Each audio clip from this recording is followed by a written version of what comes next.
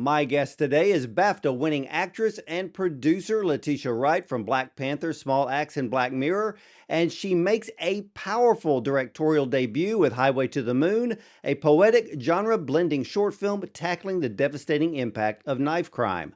Now, Highway to the Moon was commissioned by We Present, the arts platform of WeTransfer, known for encouraging boundary-pushing creative work.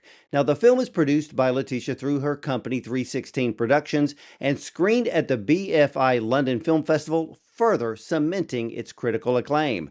In addition to its success on the International Film Festival circuit, Highway to the Moon will be screened in schools and youth organizations across the UK as part of a nationwide outreach aimed at fostering open dialogue about knife crime, youth violence, and emotional well-being. So, ladies and gentlemen, let's welcome filmmaker and actress Letitia Wright and her Oscar and BAFTA qualified short film, Highway to the Moon, to the show. Welcome, Letitia.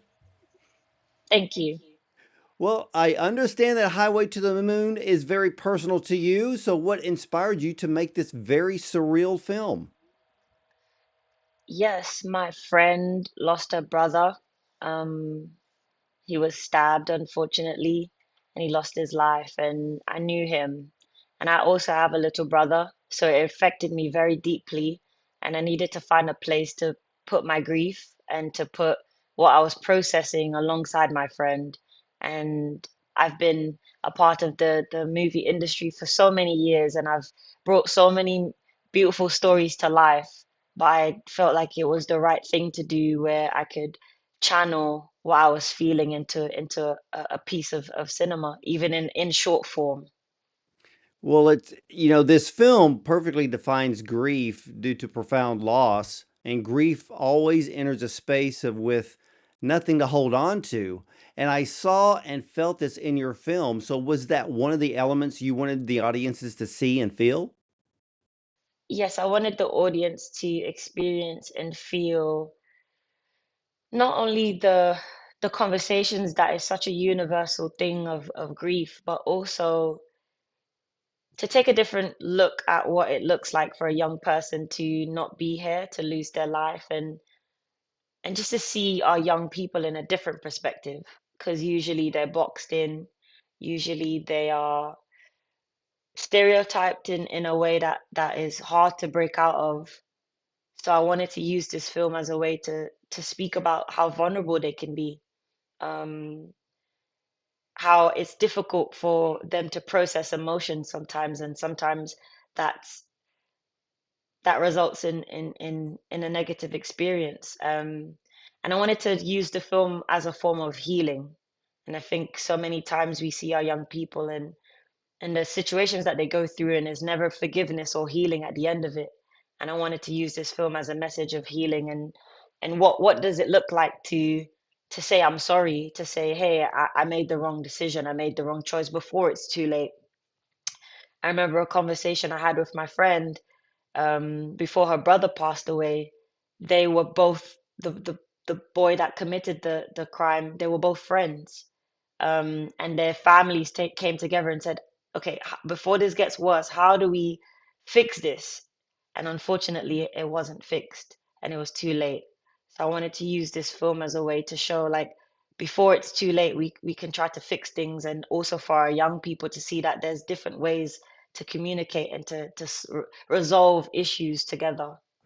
And you did that in a very beautiful way and in a very beautiful film because as I was watching it, you gave the voices to the youth. And I think even with this film, adults need to take time to realize we need to take time to listen to the youth of today to understand what they're going through, what they're thinking, that if they are going through a moment of grief and loss, we need to be there to listen and not allow, uh, to prevent them from being closed in, but to be open with their dialogue. Now, in your film, the campfire scene was very powerful and it was very emotional. There were mentions of my brother's keeper, my friends falling like dominoes, one who took their own life and no one saw it coming, feeling empty because they wish they could have helped them.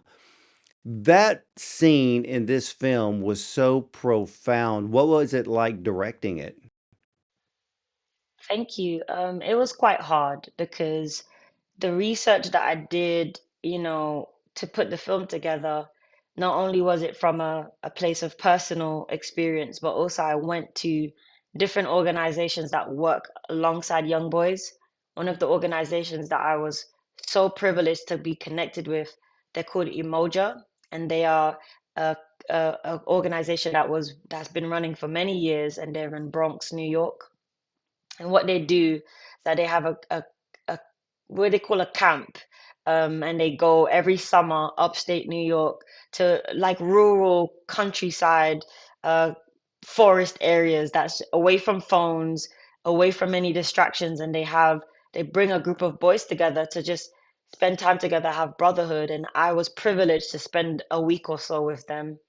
And when we were discussing some of the things that was affecting them, they had recently lost somebody whose mental health went down and unfortunately committed suicide. And I felt like not only is the film tackling knife crime, but it's also just the day-to-day experience of sometimes a young person finds it difficult to be here. And we were having those discussions about what does it look like to say to your friend or check in and to find out if they're okay. So that scene in the campfire was inspired by that. And the young boy that you see, the young men that you see are non-actors.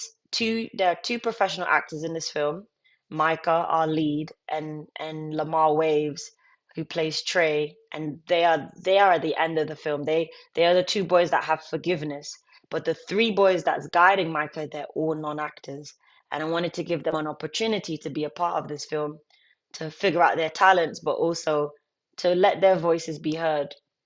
But those are some of the experiences that they went through and they shared it with us. And I was able to pull from that place and to shoot that scene. I only shot that scene once. It was very hard for us to see um, the young actor processing those emotions again. So we shot it once, and I made sure that when we finished the film, all of the boys were had access to therapy, which they all were able to take on board. And whether it's speaking to a school teacher or a school counselor that they know, or actually going to do therapy sessions, um, I made sure that that was in place for all of them. Wow, that is absolutely incredible, Letitia, because I've seen films where they become very emotional, they can become very dark at times, and Hmm. then the director takes time with the actor to allow them space, allow them to process the scene, because, acting is embodying real life. And Yeah. and we see that in this film. Now you have a line that I had to play over and over again because it was it was incredible. So you wrote this incredible line in this film, and it says, and I quote, "I thought you had to go through the worst to get to the better moments in the future, and yet I've fallen and I want to make the pain go away." Tell me what Mm. you were thinking when you wrote that. Yeah, it was again inspired by the conversations I had with the young boys. We spoke about so many different things, positives, negatives, just what's life like growing up as a young person. But universally, when we all face grief, when we all lose somebody, we try to process it in a way that we can understand. And I feel like that's one of those things that the young people are trying to understand when they lost their friend was, you know, I thought I had to go through this to get to the best moments of my life, but I then followed my friend, which was why the young man is in the purgatory experience, why he's in the in between. I followed my friend and I thought it would make the pain go away. And it's just the struggles of what it feels like to process grief, and oftentimes we think, oftentimes we don't know how to process it, even as adults. It's true. And I've done so many films on grief Mm, interviews, and there's a famous saying that grief is just love looking for a place to go. And when you have the actors in that expansive desert scenes, that's what grief is like. There's nothing to hold on to. There's this gigantic empty space. You don't know what to do with it. Mm. And your cinematography just show that in the most beautiful manner. Also, too, the brotherhood in the film is in a space waiting to cross to the other side for eternity. How can that brotherhood be created in the here and now to prevent youth violence and knife crime, for example? Yeah, that was one of the most important messages of the film and something that I really, really wanted for the young people to grasp. When we did our school tours, the festival tours were fun. Hey, going to BFI is great.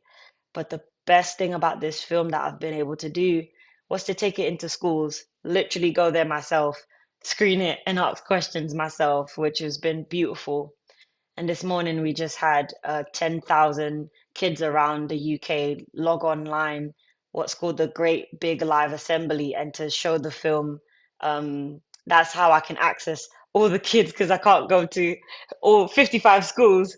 Um, that would take a long time, so we found a way to do that. But yeah, that message of how do we have unity, how do we have forgiveness in the here and the now, instead of waiting for an experience like that to repeat itself where we figure it out in a purgatory experience. That's very important for me when young people watch this film. So yeah, it challenges them. We see no adult in this film telling the kids what to do.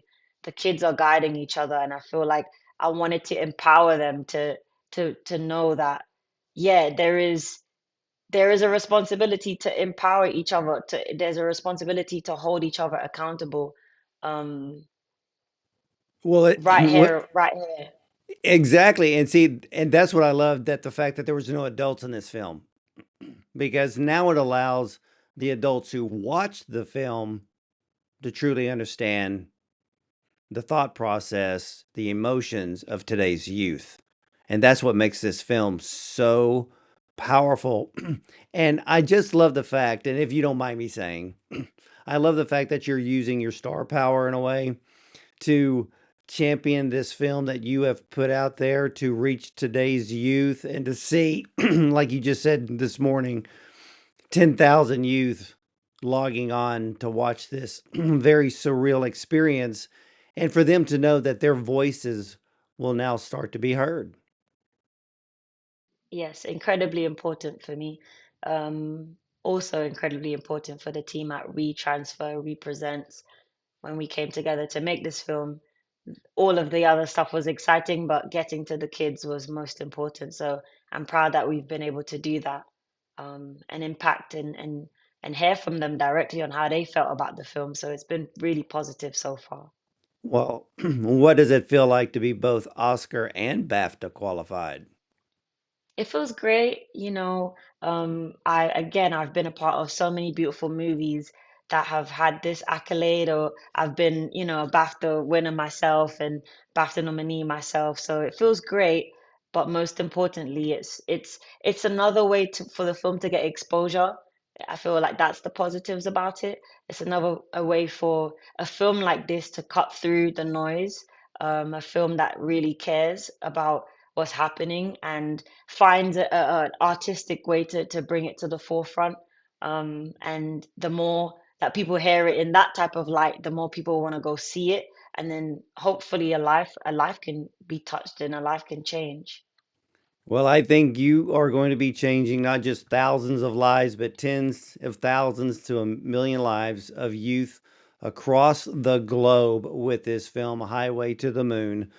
So I commend you of not just making a film to make a film, but you made a film with a very powerful message that will inspire, motivate, encourage, and even open up the dialogue for today's youth, and really allow the adults to realize that we need to open up our ears and our hearts to today's youth. So, Letitia, I thank you for doing that. And, ladies and gentlemen, Letitia Wright's coming of age fantasy drama Highway to the Moon unravels the mysterious aftermath of young boys whose lives have been abruptly taken. Inspired by the real life tragedy of a close friend's family member who was killed in a knife attack, Letitia transforms personal grief into a layered cinematic exploration of violence, memory, and spiritual resilience. Set in a surreal near future, the film follows a young man navigating emotional and spiritual limbo in the wake of unspeakable loss. This film is absolutely fantastic to watch, but it's the message that is so powerful. And to think that Highway to the Moon will be screened in schools and youth organizations across the UK as part of a nationwide outreach initiative aimed at fostering open dialogue around knife crime, youth violence, and emotional well being. This film is again both Oscar and BAFTA qualified, so keep your eyes on this one during the awards season. And again, Letitia, I want to thank you so much for sharing your film with me today, as well as thousands around the globe. And much success to you in not only your Oscar journey, but your BAFTA journey as well. Thank you. Ladies and gentlemen, you can catch all of the Bond on Cinema interviews at bondoncinema.com. Check out our Prime show, our YouTube channel, and you can listen to us on Spotify, iTunes, Audible, and more. And remember, you'll either see me at the movies or from the red carpet.